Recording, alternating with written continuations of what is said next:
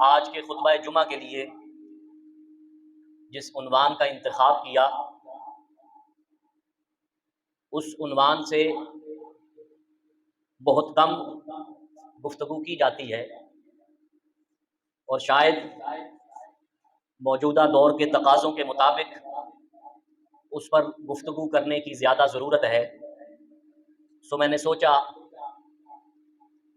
کہ تربیت اولاد کے حوالے سے گفتگو کی جائے۔ آج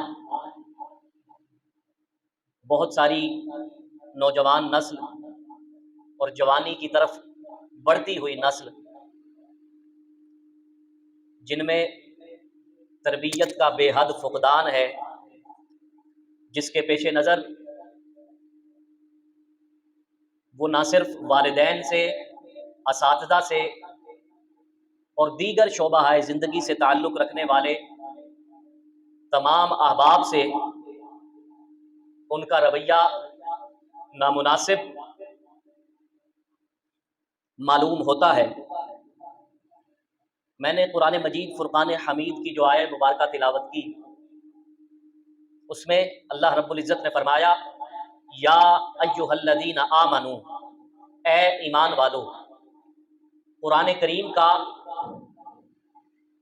مخاطب کرنے کا انداز یہ ایمان والوں کے لیے مختلف ہے، اور جب عمومی ایک پیغام دینا ہو تو اس کے لیے مختلف الفاظ ہیں۔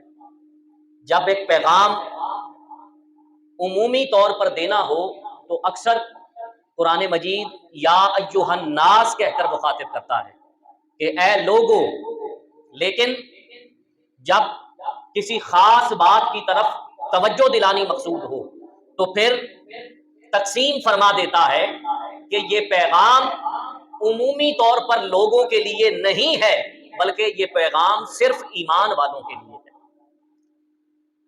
تو تربیت اولاد یہ ایک ایسا سبجیکٹ ہے کہ جس پر کلام کرتے وقت اللہ رب العزت نے یا ایھا الناس کا لفظ استعمال نہیں کیا، بلکہ یا ایھا الذین آمنو کا لفظ استعمال کیا کہ ایمان والو، تمہیں ضرورت ہے اپنی اولاد کی تربیت کرنے کی۔ لہذا ایمان والا وہی ہوگا جو اپنی اولاد کی تربیت کرے گا اور تربیت کی فکر کرے گا۔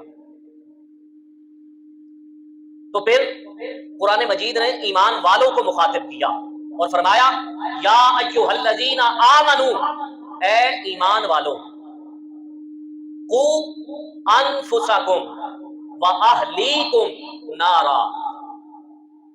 پہلے ایمان والوں کو مخاطب کیا اور پھر فرمایا اے ایمان والو، خود بھی دوزخ کی آگ سے بچو اور اپنی اہل و عیال کو بھی دوزخ کی آگ سے بچاؤ۔ یہ تو قرآن مجید میں حکم دیا گیا۔ حدیث پاک میں کیا فرمایا؟ کلکم راع، ہر ایک شخص راعی ہے جو اپنی رعایا رکھتا ہے۔ فرمایا ہر ایک سے قیامت کے دن اس کی رعایا کے متعلق سوال کیا جائے گا۔ اب یہ راعی ہونا، اس کا دائرہ کار کتنا وسیع ہے، ذرا اس پر غور کیجئے گا۔ ایک گھر کی حد تک باپ راعی ہے جو اپنی اولاد کی تربیت کرتا ہے۔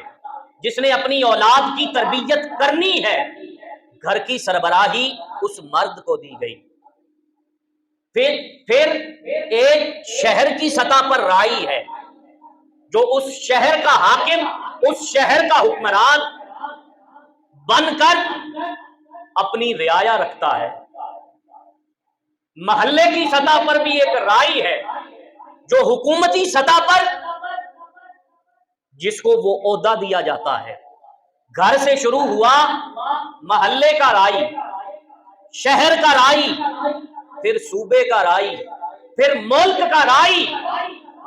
یہ تمام رعایا کے درجے ہیں جو بتدریج بڑھتے چلے جاتے ہیں۔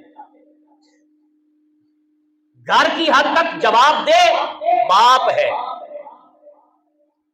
شہر کی حد تک جواب دے اس شہر کا حکمران ہے، محلے کی سطح پر جواب دے اس محلے کا حکمران ہے، صوبے کی سطح پر جواب دے اس صوبے کا حکمران ہے، اور ملکی سطح پر جو وزارت عظمیٰ کے عہدے پر براجمان ہے، اس سے پورے ملک کی رعایا، وہ اس کی پورے ملک کی رعایا عوام ہے، اور عوام کے متعلق اس حکمران کو جواب دینا ہوگا۔ اسلام نے کتنے خوبصورت مدارج دیے، اور کتنی خوبصورتی سے گھر کی سطح سے لے کر ملک کی سطح تک رائی کا تصور دیا۔